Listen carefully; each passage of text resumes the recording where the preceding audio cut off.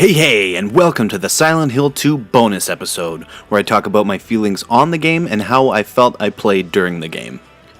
So, if you haven't noticed lately, but I've been uploading speedruns of this game on my YouTube channel. So, considering I have been playing this game at a quicker pace, this game, or this playthrough of this game, was ass. I felt like I did really crappy, but of course, me replaying this game and recording it, this was the first time that I had played this game and it's been a couple years since I actually played it, but as of late, I've been playing through this game a lot, so I feel like my performance during this playthrough wasn't that great. A lot of it, like, I had to look through a guide and stuff like that, but looking back on it, I feel like I did pretty horrible, but I mean, there's always room for improvement, right?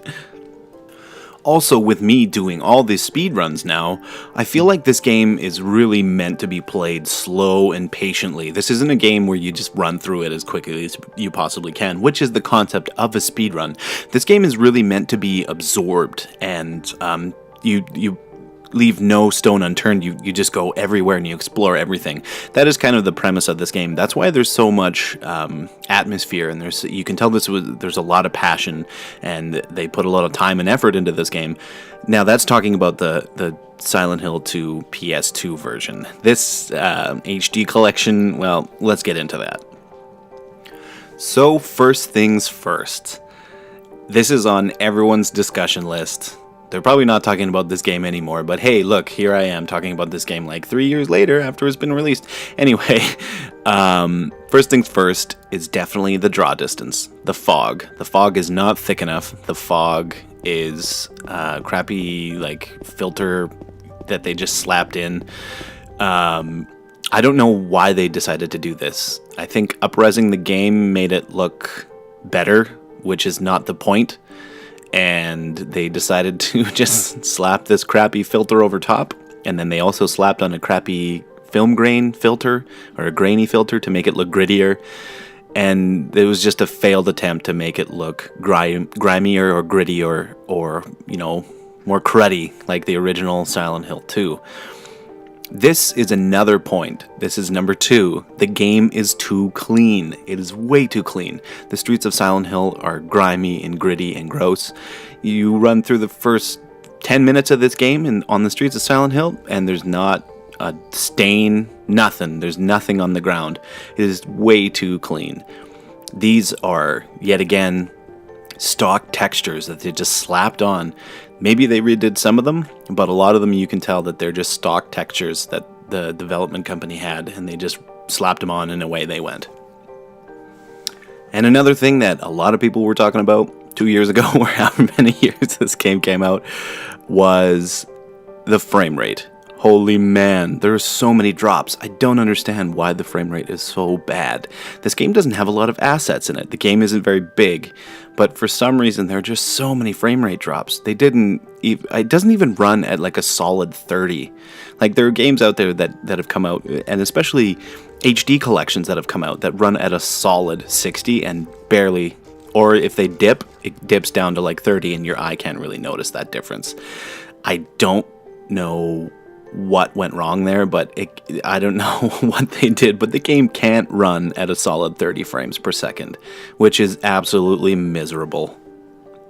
The next thing I'd like to bring up with the frame drops is loading. There's a lot of load screens, like going in and out of a door. It's just like, load screen. It's like, why? There are games that are 3 times bigger than this game. This game is not a big game. And there are games out there that are way bigger, and they don't even have load screens. But for some reason, this game has load screens. Why? I'm baffled as to why that there are that footprint load screen in between small areas. Like, some of them, you just open the door and away you go. Other areas, it's like maybe 15-20 seconds in between scenes. I don't understand that. That did not make any sense to me.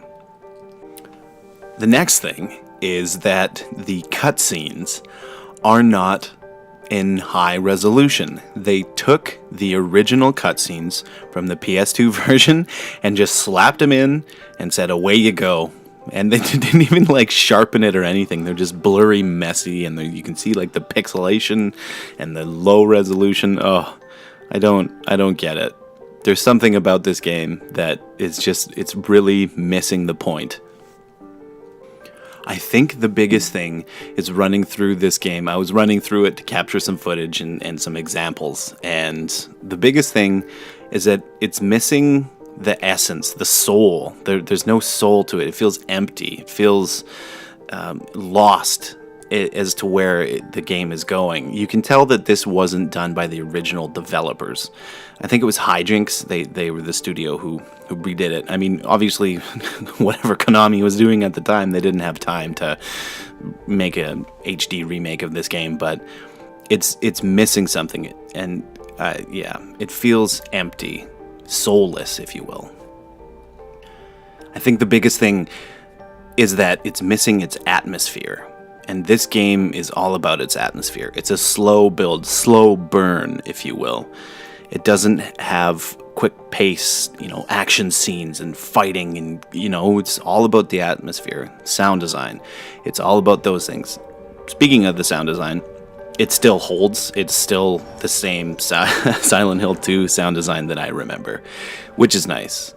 And they also left in the original voices, which I really, really appreciated. I think that's really great. It sucks that they couldn't get the original cast in to do it again, legal issues or whatever it was, I can't remember. I haven't even tried out the new Silent Hill 2, the new voices. I think Troy Baker ends up playing James, but I haven't listened to them, I haven't checked them out. Maybe I'll do that in another series or something, but yeah, I'm really glad that they kept that original sound design and original voice cast. Now, there are some parts that I felt that they actually got right. I feel like the atmosphere in the apartment was really maintaining that original atmosphere from the PS2 game. The grittiness and the claustrophobic feeling of those hallways and how dark it was, and it's dank and grimy. That felt right. That there are a couple things that I felt that they really got right, but it's very minuscule on how much they got right compared to how much they got wrong.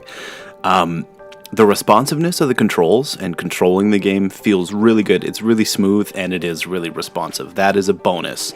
That is a big bonus compared to when you're playing the PS2 version and you're fumbling around. This game feels really smooth. It feels really streamlined in that sense. But that's one thing that is really minuscule, as I had said before. Now, there are a couple of parts that I'd like to talk about. They bothered me a little bit. I believe it's in episode 28. I think it's called I Feel Great. When you are rowing across the lake, and when you pull up to the docks, there's a stock animated texture of water, and there's this giant seam right in the middle of the texture itself. It's like a mirrored texture, and they didn't even bother to move the seam or try and edit it or scale it or anything so that the seam wasn't right in the middle of the frame. You can't miss it. I'll cut to the clip and you'll see it.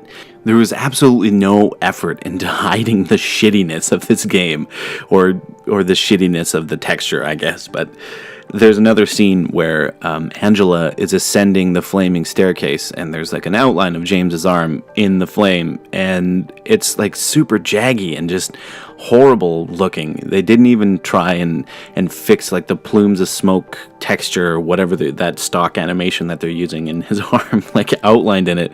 It looks so horrible. They just put absolutely no effort into making this game look good.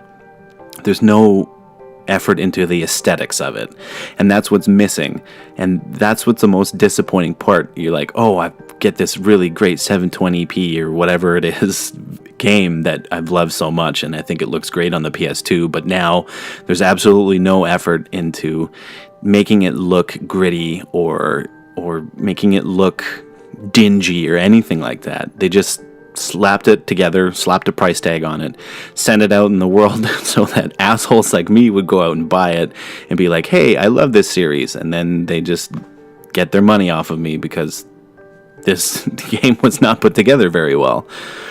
I think that's one of the biggest misses on their part, is that they just wrapped a piece of shit in a plastic box and said, here you go. So overall, I did end up buying this game, and I still do enjoy Silent Hill 2 quite a bit. And it's nice to be able to play Silent Hill 2 on like a big screen TV and not have it stretched or skewed or anything like that. It's just that the game is missing that emotional connection that I have to it. It just doesn't feel the same, and I think that's one of the biggest downfalls. Now, I mean, it's the same game, and it's still Silent Hill 2, and I still enjoy playing Silent Hill 2. Like I said, it just doesn't have that emotional connection. Anyway, I think this bonus episode has gone on long enough, and hopefully in the future I will be playing more Silent Hill games. I have been really itching to start a new adventure into Silent Hill. Now there's 2 that I have in mind. I was really thinking of starting Homecoming, which I think would be really fun because that game is a little bit glitchy and it's a little bit fucky. And I'm also thinking about starting Downpour. And I think that game would be really fun. I don't like that game so much, but I think that game would be fun to do. There's also the original Silent Hill, which I have actually never completed, which is a bit of a shame if you think about it. I really enjoy Silent Hill 2, and I played it through tons of times now, but I've never beaten Silent Hill 1, so maybe that should be the next adventure into Silent Hill. Anyway, we'll catch you next time on the other side of the fog.